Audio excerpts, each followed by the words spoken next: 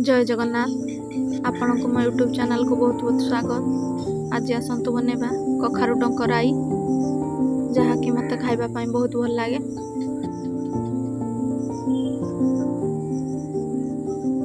मो बो ये कखारु डंक बनाए भाविली आपण सहित मध्य शेयर करी।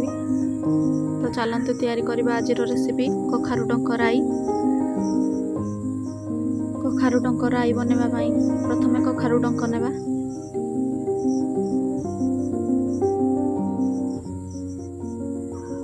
अधिक पाकल होइतिबा डंक नेबेनी।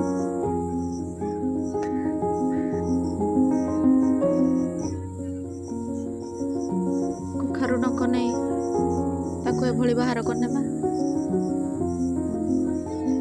ताको चाकू साहाय्य एभली तार सिरा को बाहर करनेबा।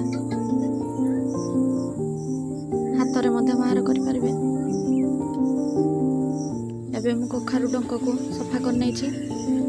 एबे ताको पानी दे भल भाव भिजाई भल भाव धोई नेबा।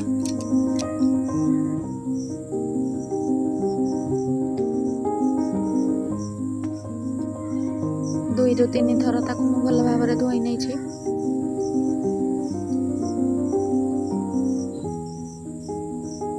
तापर ताको भल भाव चिपुड़ी चाकू किंबा पनिकी साहाय्य एभली काटी नेबा।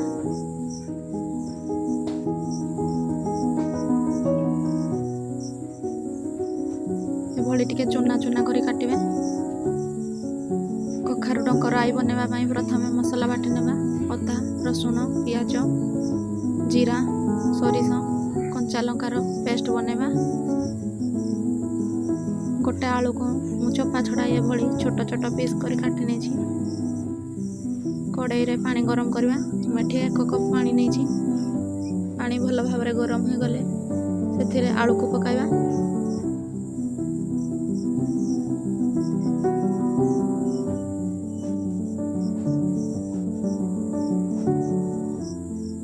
तापर से बटा मसला को देदेबा।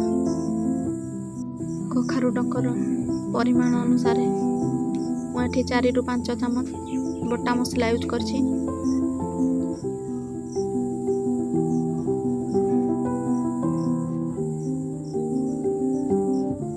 सेथिरे अल्प लंका गुंड देवा। ताको 2 रु 3 मिनिट फुटीबा पई छाड़ देवा। सेथिरे अल्प हळदी गुंड पकाइबा। आपण चाहिले हळदी गुंड को मध्य स्किप करि पारिबे।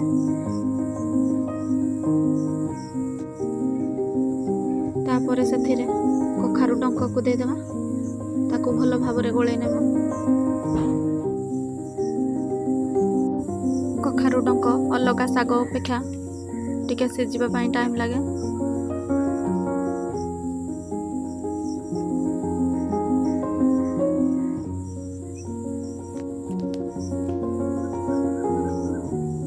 सेथिरे स्वाद अनुसार लुण पकाइबा।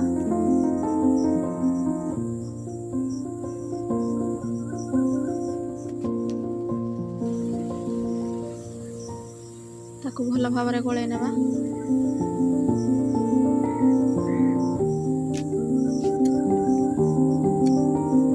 कखारु डंक सिजिबा पई सेथिरे आवश्यक अनुसार पानी देथिबे। तापर ताको घोडणी घोड़ाई देबा। किछि समय सिजिबा पई छाड़ी देबा। घोड़णी बाहर करी ताको भल भाव रे गोळै नेबा। एबे चलंतु चेक करबा कखारु डंक सिजिलाणी कि नाही।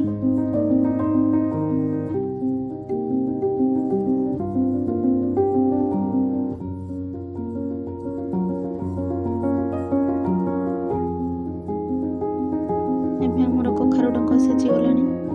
एबे गैस बंद कर देबा। कखारु डंक को अल्प पानी थाई रखिबा। कड़ाई रे तेल गरम करवा। तेल गरम हो गले सेथिरे सोरिष को पकाइबा। कंचा लंका पकाइबा।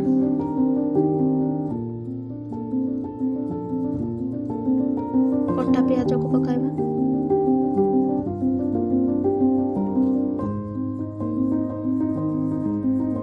पियाज को भल भाव भाजी नेबा।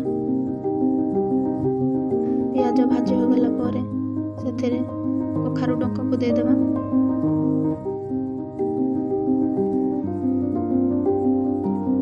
ତାକୁ ଭଲ ଭାବରେ ଗୋଳେଇ ନେବା। କଖାରୁ ଡଙ୍କାକୁ ଅଧିକ ଶୁଖିଲା କରି ରଖିବେନି, ସେଥିରେ ହାଲକା ପାଣି ଥିବ ତାକୁ ରଖିବେ।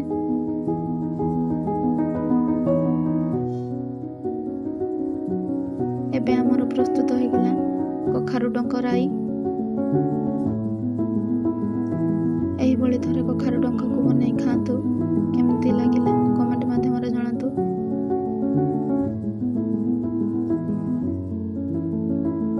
ଆଶା କରୁଛି ଭିଡ଼ିଓଟି ଆପଣଙ୍କୁ ଭଲ ଲାଗିଥିବ।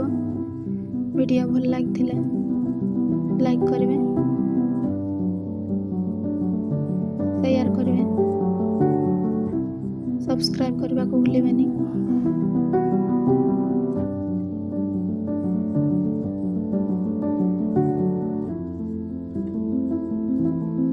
ଏହାକୁ ଆପଣ ଗରମ ଭାତ କିମ୍ବା ପଖାଳ ଭାତ ସହିତ ଖାଇପାରିବେ।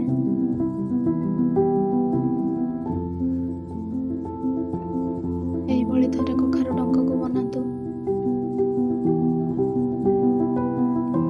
ରହିଲି, ଜୟ ଜଗନ୍ନାଥ।